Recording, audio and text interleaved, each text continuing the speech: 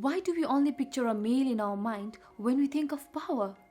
When we think of leadership roles? And when we think we need to make an impact in the society?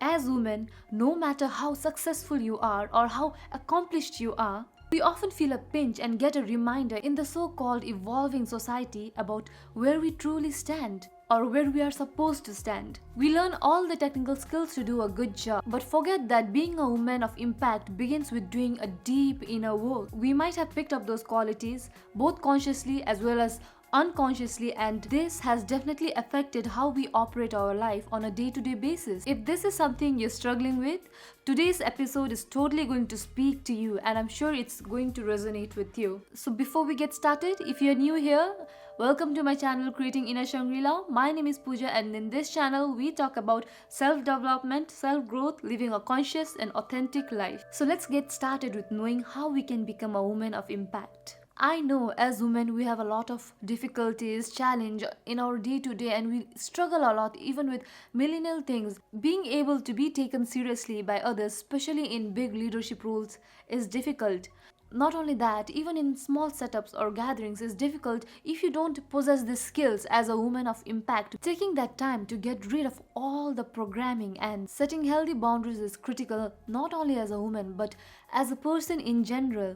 As a child, we played with our toys and Barbies, associating us with being a mom, a good cook, a good hostess, a caregiver, and someone who always looks cute with her pink bow, pink shoes, and everything pink, unaware of our true potentialities and how capable we are. But now the world is changing, and so should we. No matter how you identify yourself gender-wise, but to anyone out there who feels that they are underrated even when they bring out so much value in someone else's life through creative expressions. So if you want to start becoming a woman of impact, the first thing you should do is start owning your words and be impeccable with it. This means that when you say something to someone, don't just say it so that you can please that person or just make that person happy. Don't say it so that they like you. Don't say things which are totally the opposite of how you actually feel. And my friend, please don't be afraid of owning your words. Try to be honest and authentic even when it's challenging. So this is the first step you can make to proceed towards becoming a woman of impact. The second thing we should start doing is not making assumptions. It is always good to clear your doubts and speak your mind rather than holding on to your assumptions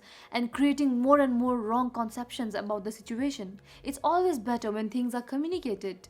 The third thing you should start doing is balancing your masculinity and femininity. Every being on earth is a form of energy, and despite our gender, we all are gifted with both feminine and masculine sources of energy. Being a powerful woman doesn't mean that you need to activate your masculine side all the time, because masculinity is associated with power, productivity, and responsibility. But we also need to embrace our femininity if you want to truly utilize our full potential. The fourth thing that you should start doing is activating your flow state. I have an entire video which talks about flow state and how to get into flow state if you want to check that out. But apart from that, getting into a flow state is a daily thing. The fifth thing to do if you want to be a woman of impact is don't take life too seriously. Life is not a battlefield where we are fighting with our external demons or our internal problems all the time. Accept the present situations for what it offers you and be grateful for all the goodness in your life as you make your journey towards your vision or goal. You'll not only reach your destination,